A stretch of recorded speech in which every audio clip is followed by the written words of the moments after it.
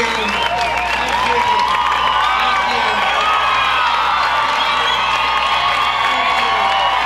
Thank you.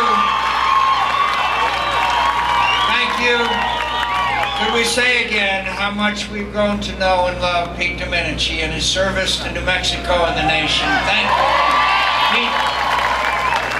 Lindsey Graham, he didn't mention that he's the only United States Senator who serves in the Air Force Reserve. And he goes to Baghdad to serve the cause of democracy and the rule of law. Thank you, Lindsey, for all you do for America.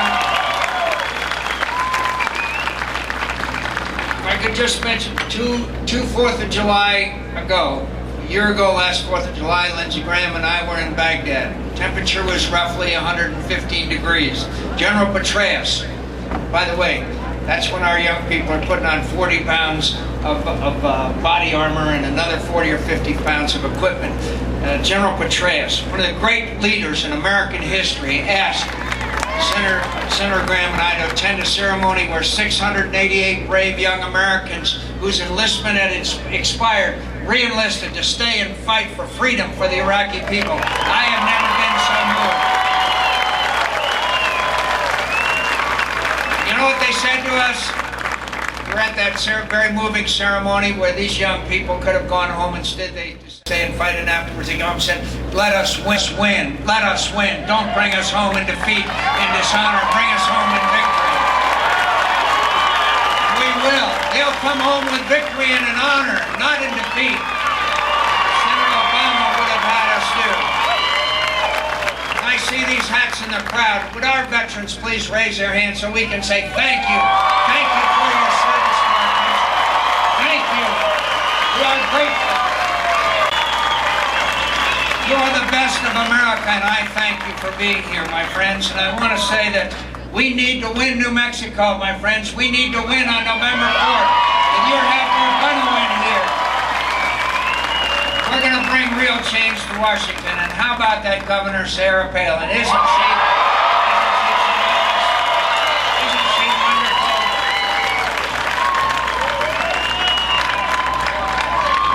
I'd like to give you a little straight talk. I come from your neighboring state. I know the issues. I know land. I know water. I know Native American issues. I know public lands. I know how we have to support our laboratories, Sandia and Los Alamos. I know how Western states are growing with dynamic strength and how we work. I understand these issues. Senator Obama has never been south of our border.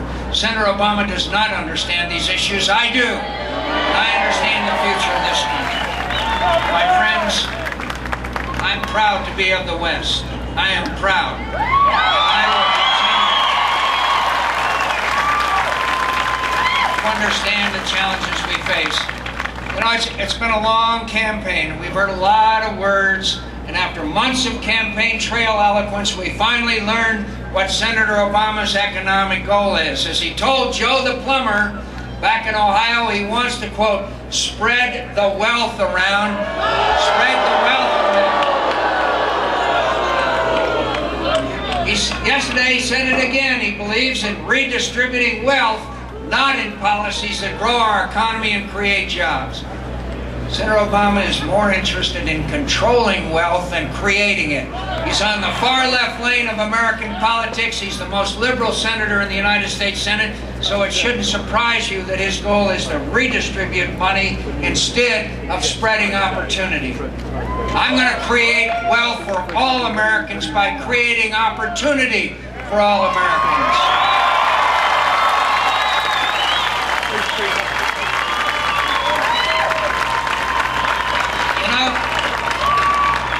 Senator Obama may say he's trying to soak the rich, but it's the middle class that are going to get put through the ringer. So a lot of his promised tax increases misses the target. To pay for nearly $1 trillion in new government spending, his tax increase would impact 50% of small business income in this country and the jobs of 16 million middle-class Americans who work for those small businesses. Whether it's Joe the plumber in Ohio or the working men and women in New Mexico like Maddie the nurse out there. We should be taxing our small businesses more. Senator Obama wants to do do, we need to help them expand their businesses, create jobs. America didn't become the greatest nation on earth by giving our money to the government to spread the wealth around. In this country, we believe in spreading opportunity. Those who need jobs, those who create. And that's exactly what I intend to do as President of the United States. By the way, how'd you like the way that they attacked Joe the plumber for asking a legitimate question? You know, Senator Obama's massive new tax increase is exactly the wrong approach in an economic slowdown. Just yesterday, as you know, we received news that jobless claims have increased by 15,000. Senator Obama's tax increases would put even more people out of work. We've seen this movie before in other countries. It doesn't work. The answer to a slowing economy is not higher taxes. That's exactly what's going to happen when the Democrats have total control in Washington. We cannot have Obama, Pelosi, Reid in charge of this country and its future. By the way, it was Senator Harry Reid of Nevada who announced a year and a half ago that the war in Iraq was lost. He was wrong. You're going to have victory and honor. You know, we've already seen a preview of their plans. It's pretty simple and pretty familiar. Tax and spend.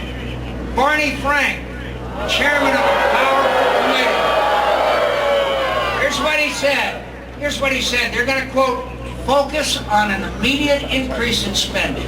You know, we should take him at his word. And then he says, quote, a lot of very rich people out there whom we can tax. You know, knowing them, he's talking about you. We know it means you, because the Democratic budget plan they passed just this year, Pete will tell you, with Senator Obama's help, calls for raising taxes on people making just $42,000 per year.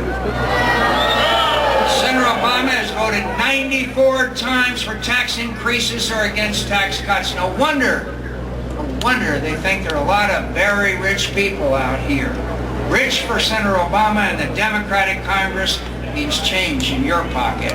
Yesterday, Barney Frank again previewed the Democratic congressional agenda when he proposed cutting defense by 1/4, slashing defense funding while our troops are at war and our ground forces are already too small.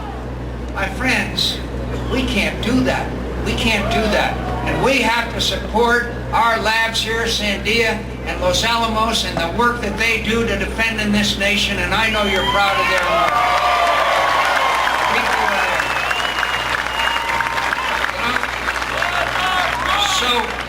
So what happened? Joe the Biden guarantees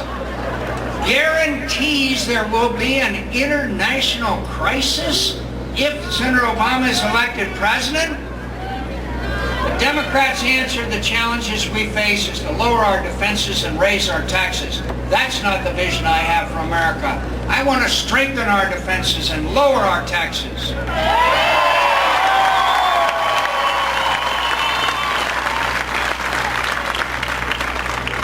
The next president won't have time to get used to the office. We face many challenges here at home, many enemies abroad in this dangerous world. We can't spend the next 4 years, as we have spent much of the last 8, hoping for our luck to change at home and abroad. We have to act. We need a new direction, and we have to fight for it.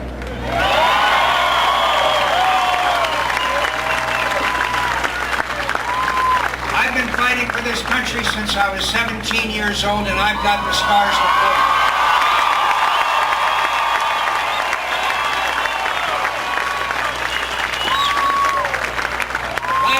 President, I'll fight to shake up Washington and take America in a new direction. From my first day in office until my last, I'm not afraid of the fight. I'm ready for it.